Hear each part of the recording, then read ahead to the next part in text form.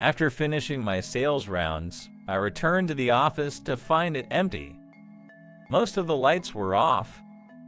I always thought sales jobs required more motivation and hard work, but this department seems dead. Neither the director nor the manager seems motivated at all. They leave for a brief sales call, return soon after, and just relax with a cup of coffee. 2 years ago, a lively new recruit joined this place. A recent university graduate named Ethan Mitchell. He's 3 years younger than me and brings some energy to our otherwise dreary days. I'm back. While I was organizing the client information from today's visits, I heard Ethan's tired voice echoing in the empty office. "Hey, good job out there." I greeted my junior colleague with a stretched out voice. Wait, is it just you, Don? Did everyone else already leave? He looked at me with a surprised expression. I forced a smile and nodded. Don, I'm starting to get worried about this department. Setting his bag on the desk and taking a seat, Ethan leaned back in his chair. I feel the same way, I agreed, typing away on my computer. I've been thinking about finding a new job lately. Upon hearing this, Ethan shot up from his chair. Hold on, Don. Seriously, that'd be a problem. But I don't want to waste my time here.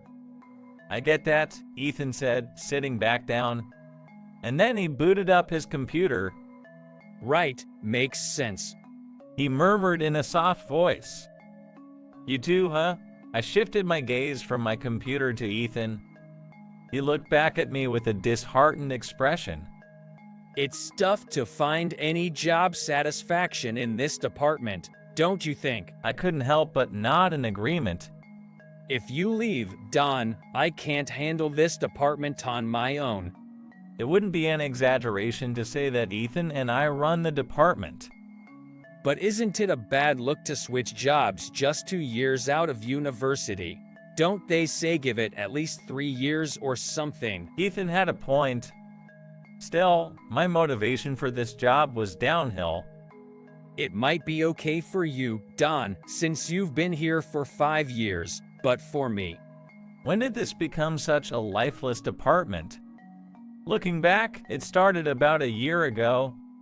That's when our current director came in. He seemed unhappy with the transfer from the planning department to sales. Ethan has only known this unmotivated sales department for a year. Hey, maybe you should think about finding a new job too. You've got a knack for sales, you know? Ethan nodded slightly as he began to organize his client information. If you're considering a new job, Don, maybe I should too. He sounded unsure.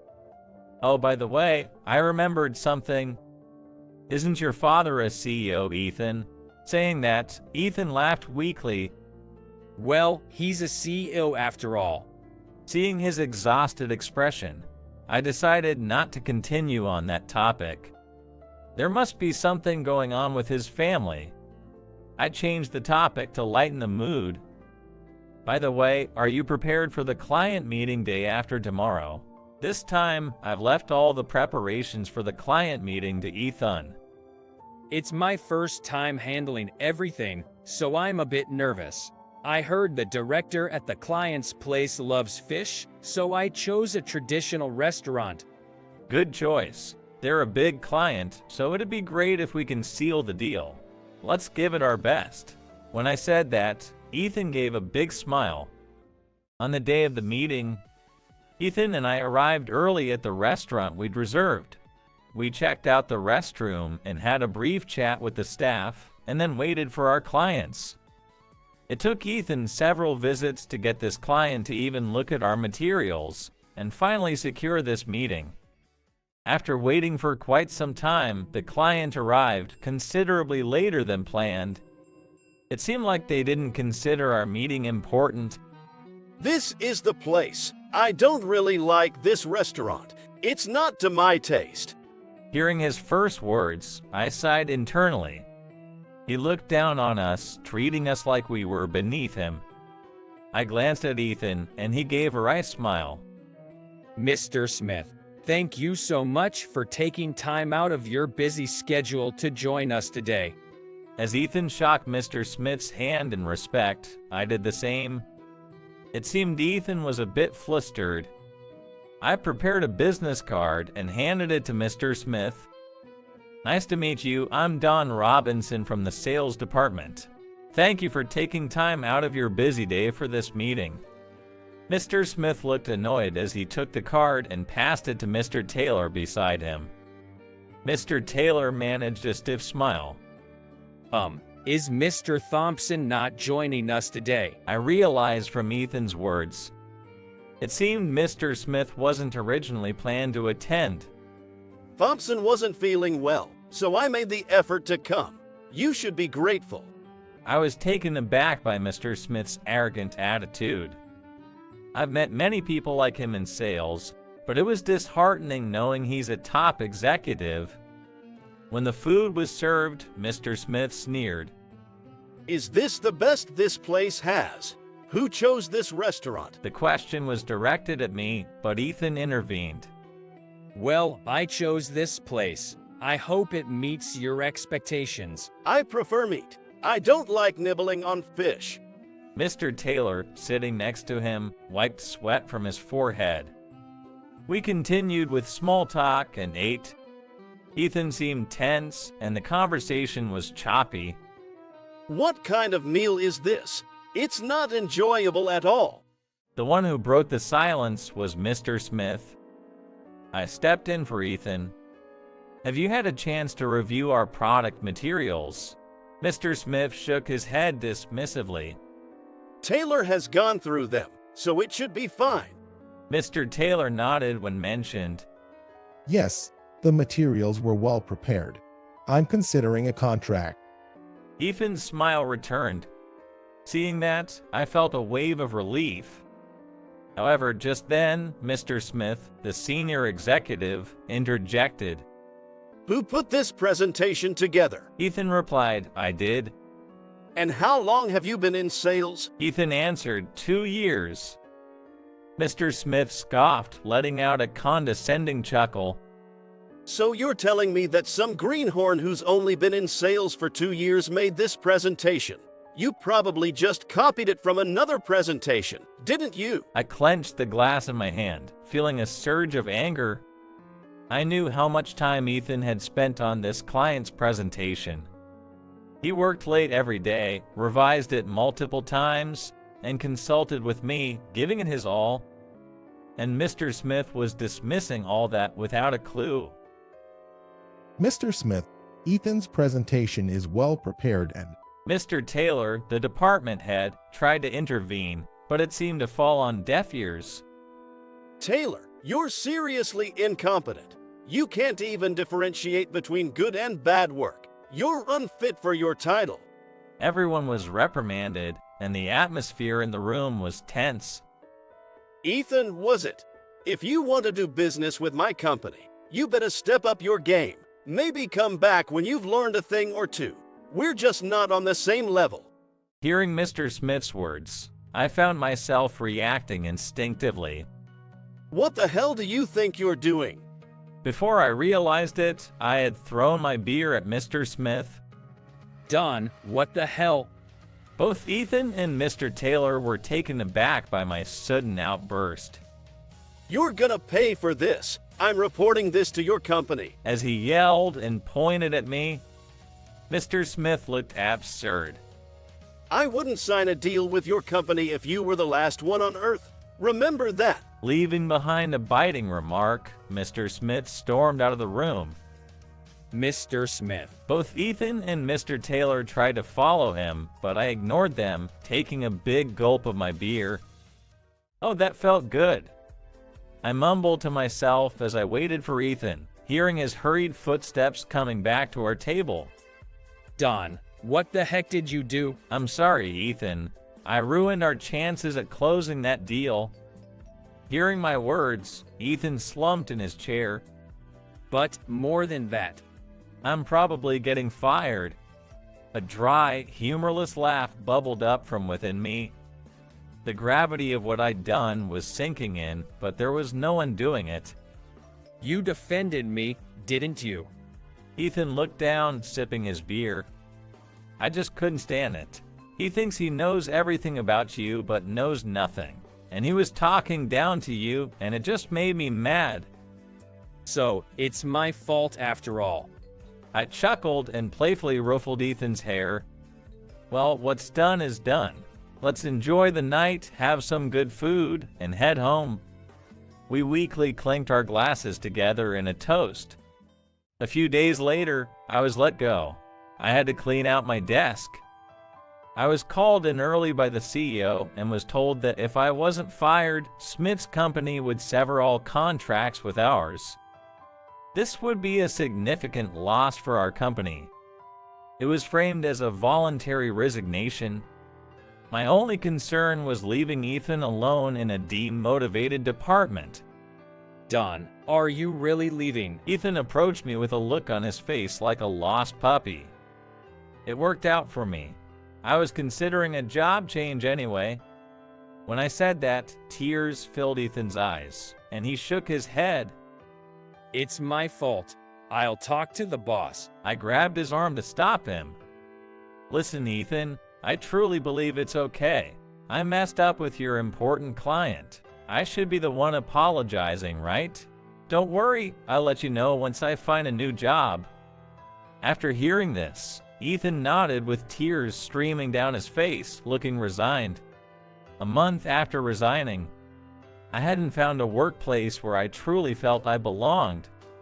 Another day with no leads. I murmured as I headed back to my room. As I checked the mail in my room, a postcard caught my eye. The sender was Johnson Holdings, a renowned publicly traded company in the IT sector. I was surprised and flipped the postcard. It mentioned they wanted to meet for an interview, and I scratched my head, not understanding why. They want to interview me. Why would such a big-name company want to? I wasn't sure what was going on, but I decided to go for the interview on the date and time mentioned. If there's an opportunity, I'd grab it. That's what I thought, looking at the postcard. On the day of the interview, I stood in front of Johnson Holdings. When I showed the postcard at the reception, they quickly led me to a meeting room. I knocked and heard a voice saying, "Come in." There, waiting for me, was the famous Mr. Johnson. I've been waiting for you. I was motioned to sit on the sofa, and I said, "Thank you," before taking a seat. You're Don Robinson, right? I nodded, saying yes. "Thank you for taking the time to meet with me today." CEO laughed gently and said, "The pleasure is mine." He seemed like a kind person. He reminded me of someone, but I couldn't put my finger on it. Why did you invite me here today?" Looking a bit puzzled by my question, CEO replied. I heard about a promising candidate from someone. Clearing his throat, CEO gave a small smile. I couldn't think of anyone who'd recommend me to such a renowned company. Feeling out of place, I asked CEO, "Please be honest with me. This situation doesn't seem realistic at all.